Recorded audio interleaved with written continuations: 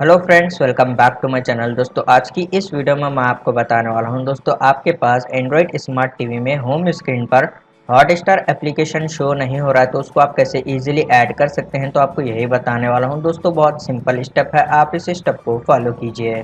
तो दोस्तों, जैसे कि यहाँ पर आप देख सकते हैं फेवरेट ऐप्स में यहाँ पर हॉटस्टार शो नहीं हो रहा है, तो आपको यहाँ पर ऐड ऐप्स टू फेवरेट इस वाले ऑप्शन पर आपको क्लिक करना है और आपको यहाँ पर फाइंड आउट करना है हॉटस्टार।